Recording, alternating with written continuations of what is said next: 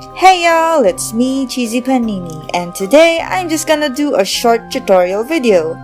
This is actually somewhat of a companion video to the Wygol Village House building tutorials I did earlier.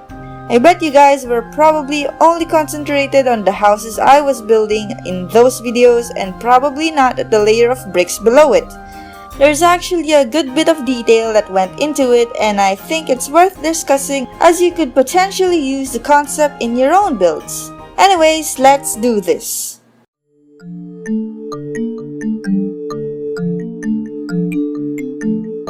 First off, let's take a look at our reference picture.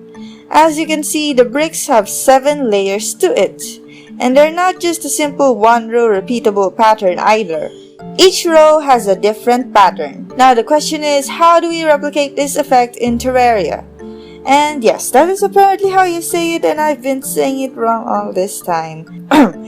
Moving on, let's do this step by step. First off, let's dig a hole, around 8 blocks high. I added an extra block so there's some space to move around later on. Let's do the second layer of blocks first. As you can see in this layer, there are 4 repeating bricks. There's one pushed back, a dark one, a medium one, and a light one.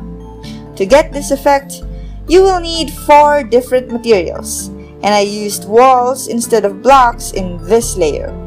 I used stone slab walls, blue brick walls, boreal wood walls, and ebonstone brick walls, and painted them all gray so it would look like they are all of the same material but in random shapes. A good technique for placing them down is to place all 4 materials in your hotkeys in order, then place the walls alternatingly. Now I'd actually like to point out that the stone slab wall, blue brick wall, and ebonstone brick wall has a tendency to change its appearance every time you place it. Because of that, I thought I'd be smart and place the walls and remove it if it isn't the kind of look that I wanted, and kept placing it over and over again until I get the look that I want. However, when you log off and enter your game again, the walls actually generate a random appearance, so you have to accept the fact that certain walls will be random no matter what. Then again, we don't really know if it could change later on in the future updates, so we'll see. Now that we've done the second layer, let's do the first layer, which is the thinnest layer in our reference. This one is going to be composed of pink brick platforms painted gray and hammered down to meet the walls below it. The downside to putting platforms with this though is you can slip under it. In my case, I don't mind it as much, but if you want something more solid, perhaps using hammered bricks or blocks would be better. I highly recommend green bricks, gray bricks, pearlstone bricks, or sun plate blocks. The third layer is pretty random with just bits of black shadows.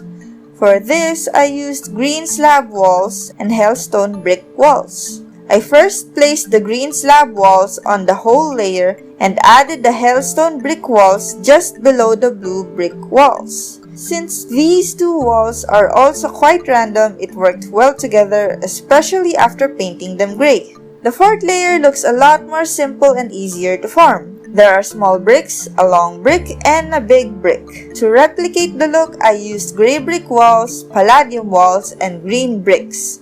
Just like the third layer, I placed the gray brick walls first, then placed the palladium walls below where the ebonstone brick walls are. Then I placed green bricks to the left of each palladium wall and hammered it down.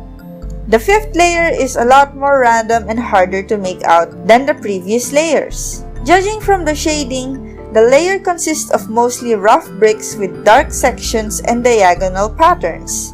I picked the blue tiled walls for the base as they randomize every time you place them. For the diagonal but rocky parts, the only walls that seem to fit the description in Terraria are the green tiled walls. Lastly, for those dark sections, I thought that the granite walls were the best fit. Like all the other bricks, I painted the walls I placed gray except for the granite walls, which were painted white as the wall itself was too dark if painted gray or black. The sixth layer has wider bricks and not that difficult to copy, but I have to admit it took me a while to find the material I was happy with.